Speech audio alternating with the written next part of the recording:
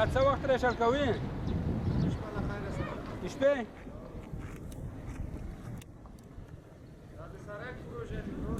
نه خبرنگاران دیده خانه ما دسته دی تا 50 کال مخکې دیده کارونه کول د خانه ما ورته نوی دی. بسم الله الرحمن الرحیم. نام ما عبدالغفور غفاری، رئیس اجرایی صندوق انکشاف زراعتی هستیم در وزارت زراعت. نام وزارت ما که است وزارت زراعت، آبیاری و مالداری و در می امارت اراضی هم یک جای شده. وزارت زراعت در مالداری کار میکنه، کسایی که مالدار باشه، واکسینا و دوایا و این چیزا برای مالدارا میاره. نسلای خوب در افغانستان تقویت میده. او را امی کسایی که مالدار باشه او را تشویق میکنه که نسلای نو بیاره. امی جنریشن های مالداری او را تجدید میکنه. مثلا گوای شیر که زیاد شیر داده میته او را میره در مالداری. همچنان در زراعت کشت گندم اصلاح شده که ما باید تخمای بذری داشته باشیم. بسیار 110 یا 115 شرکت های است که او تخمای بذری یا تخمای اصلاح شده او را ترتیب میکنه، جور میکنه، برای او همکاری تکنیکی میکنه، ترینینگ ها برش دایر میکنه، وسایل برش میده، کفراتی پا و انجمنا جور میکنه در بخش زراعت. و همچنان در بخش آبیاری سیستم دراپ ایریگیشن و دیگه سیستم های آبیاری که است او را به زارعین و دهاکین ترینینگ میده، برش میگه که باید سیستم آبیاری اینطور باشه که آبم کم مصرف شوه و واتات فایدم از او بگیره. و همچنان همی اراضی که است میالی که در وزارت زراعت یک جای شده. کل اراضی افغانستان که در دشته است، با میلیون‌ها جریب زمین است در افغانستان، برای او آب ترتیب میکنه، برای اجاره میده با کسایی که پیسه داره در افغانستان و سرمایه گذاری میکنه. برای او با چند سال طویل مدت برای او میته که او را احیا بکنه، یک چیز کشت بکنه. همچنان چک دیما را جور میکنه که جایی که آب نداره برای او آب پیدا شوه. این کاری با عمومی وزارت زراعت، آبیاری و مالداری است. وزارت زراعت در امیالی که بودجه انکشافی کم است، پیش 12 میلیارد بودجه انکشافیشان بوده. وزارت زراعت در افغانستان 87% یا 85% مردم افغانستان که است او دهقین و زارعین و مالدار است. باز از این خاطر که 85% مردم در می بخش مصروف است، امی قضیت پیسه میخواه که او را تقویت بکنیم. مثلا ترینینگ ها دایر شوه، تخمای اصلاح شده آورده شوه، به این پیسه نیست. با وسایلی که مثلا ما در افغانستان بسیار کم ماشینای گامبیان و دیگه داریم. امیالی به شیوه پیشین که بود امی گندم به ارد تبدیل میشه و مثلا کاشت شه و هر چیز به طریقه پیشین است. یعنی چی زراعت ما مکانیزه نشده تامیل به این زیاد ضرورت داره. مثلا با یک جریب زمین اگه تخم اصلاح شده به شکل مکانیزه کاشته و او از 120 تا 140 سیر گندم میته، ولی ما در یک جریب 70-80 سیر گندم چی میکنیم به دست میاریم دهاکین و زارعین ما. دیگه زیاد ضرورت داره با پول، اگه پول داشته باشه وزارت زراعت کارش هم با همین مقدار زیاد پیش میره. وزارت زراعت اول خو همی زمینایی که است او را اگر وزارت زراعت پیسه خود داشته باشه او را صحیح با شکل مکانیزه جور میکنه. در او به صدها نفر چی میشه مصروف کار میشه. مثلا امیالی ما کانال کشتیفا داریم، اگر ترتیب شو جور شو زمینایش مربوطی وزارت زراعت است. با چی شیوه که پیسه داشته باشه دولت او را باید منظم یک امین نقشه که جور شده با این نقشه تطبیق همین نقشه زیاد پیسه نیاز است که او باید صحیح تطبیق شوه. اونجا صحیح تخمای نو تخمایی که زیاد حاصل میده او را اونجا کاشت کنه. یک در هر ولایت در هر زون وزارت زراعت میخواهد که یک کامپلکس زراعتی داشته باشیم. مثلا یک چیز که باید اونجا تداویم شوه، اونجا تولیدم شوه، اونجا کاشتم شوه، اونجا توزیع شوه، اونجا خرید و فروش یعنی در او کامپلکس داشته باشیم ما. ولی این به پول نیاز دارد. ما در هیچ جای چی نداریم، کامپلکس های زراعتی نداریم. همچنان امیال میوه ما رسیده، سبزیجات رسیده. این به سردخانه ضرورت داره که ما باید در هر ولایت سردخانه داشته باشیم که را نگاه بکنیم. در وقتی که مردم افغانستان به می چیزا ضرورت داشته باشد با بازار عرضه کنیم. ولی امکانات همیال وزارت زراعت نداره، پیسه نداره که سردخانه جور شوه و می چیزای از مردم بگیره در او نگاه کنه. صندوق قرض حسنه بالحال نیست. ما صندوق ما که است ای امیال ما به دو شکل ایرا با پروداکت های شرعی و اسلامی ما کار خود پیش میبریم. امیال ما دو پروداکت داریم به نام مرابحه و وکاله. کسایی که زارعین است، دهقان است یا اگر جنس ضرورت داشته باشه ما برش جنس خریداری میکنیم، برای او میتیم که کار خود پیش میبره با اساس جنس. ایرا مرابحه نام داره در شریعت که باید جنس خریداری شود. و همچنان در وکاله اگر پیسه نیاز داشته باشه، ضرورت داشته باشه، باز ما برش پیسه میتیم، او وکیل ما جور میشه. خب مشکلی ما است، ما صندوق زراعتی هستیم، ما به دونرها ضرورت داریم. امیال صندوق ما پیسه نداره که با زارعین و دهقان و اگری بیزنس ها ما توزیع بکنیم، پیسه توزیع بکنیم، اجناس توزیع بکنیم. خود دونرای ما که در حکومت پیشین USAID بود که او از امریکایی بود.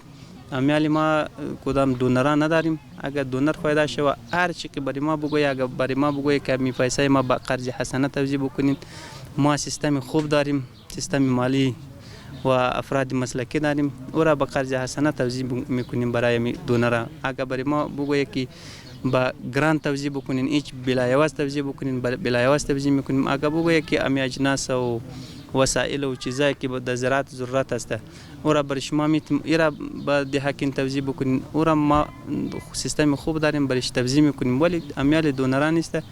ما با کشورهای اسلامی مثلا کویت فند و قطر فند و در این ایمیلم کردیم، کدش مجلسم کردیم و در UNDP که از ترکیه است برای او یک مجلس کردیم که اگر شما برای ما پیسه بیتین یا وسایل بیتین یا می ترینینگ ها برای ما برابر کنین، پیسه او را پرداخت بکنین، ما آماده هستیم که کار پیش ببریم. او آمادگی خود داره ولی اقدام نمیکنه. شاید همین موضوع رسمیت و دیگه شاید همین موضوعات باشه. وقتی که با اساس فرمان امیرالمومنین کشت خشخاش یا کوکنار بند شد، وزارت زراعت بدیل آن را به نام یک نبات طبیعی است که به نام هینگ است، اینج او را بسیاری جای تخمایش توزیع کرد و می طریقایش ترینینگایش دایر کرد. خصوصا در ولایت های شمال امیال زیاد کاشت میشه، درآمدم از خشخاش بسیار زیاد داره و حاصلش هم در افغانستان بسیار خوب نتیجه میده. دیگه یک بدیلش هم هینگ است که به زیاد کسا توزیع شده، ولی امارات مامیقا توانایی نداره که می تخمایش خریداری بکنه و به دهقان توزیع بکنه. اگر کدام کاست یا کدام اینجو دونر پیدا شود ایرا چی بکنه بخره، وزارت زراعت او را به دهقان و زارعین که او در او وقت امی کوکنار و خشخاش کشت میکرد، امیال هینگ آماده است که هینگ کشت بکنه. همچنان امی تخمای اصلاح شده بذری ایرا هم با می دهقانی که او خشخاش کشت میکرد برای اونا با شکل گرانت و با شکل بلایواز توزیع کرد و همچنان کودای کیمیایی برش توزیع کرد که حاصل گندم زیاد شود. فی الحال به نظر ما در مثال در این باره گندم زیاد کش شده به جای خشخاش و کوکنار و همچنان امی هینگ و اینجی که است او چیزی نوی است برای زارعین و دهقان افغانستان. او هم انشالله مروج میشه و حاصلش زیاد است. در یک جتب زمین زیاد حاصل میده. درباره پودری ها خود کلی مردم های افغانستان خبر داره. ما خود او وقتا در کابل و چیزا زیاد نمی آمدیم. اینجا ایقا حالت بود، همی پول سوخته کلی از پودریا پر بود. در هر شیوه و در هر جایی که می رفتی پودریا بود و زن و مرد و کلش. و امارت اسلامی کلش جمع کرد برایش 1000 بستریز روغتون یا چی شفاخانه جور کرد، اونجا تداوی میشه. علما و امی مسئولین امارت اسلامی که در هر جای موظف است او امی مدیریت امیریت و ریاست امی مواد مخدره او را فعال ساخته. کسای بسیار با تجربه و با دیانت است. او به می پودریا دعوت میده که کار حرام است، کار خوب نیست برای صحت، برای جامعه ما، برای فامیل و خانه تان ضرر و تاوان داره. دیگه الحمدلله در این حالت امی پودریا بیخی اگه به صفر نرسیده باشه دیگه چیزی نمانده. ولی ضرورت ای به تداوی داره، ای به وسایل داره.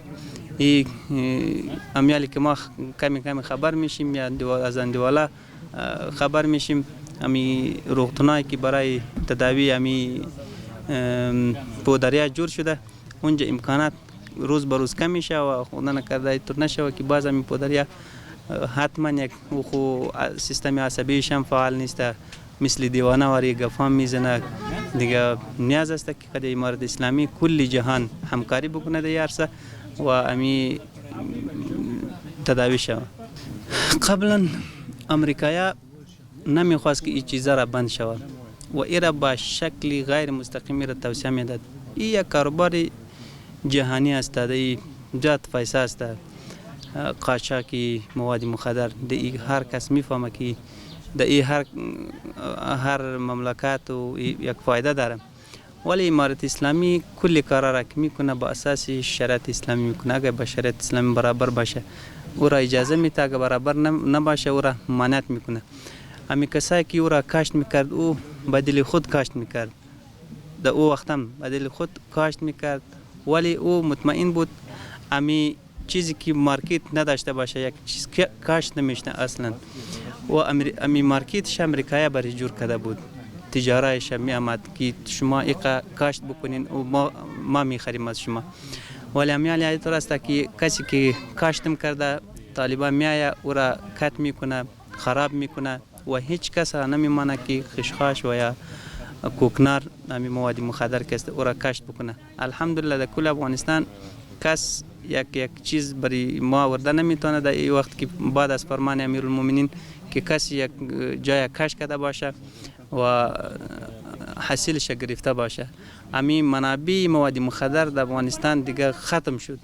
پودریا خود به خود که منابع نداشته باشه از کدام جای دیگه پیدا کرده نمیتونه. خود به خود امی پودریا هم الحمدلله انشالله دور میشه.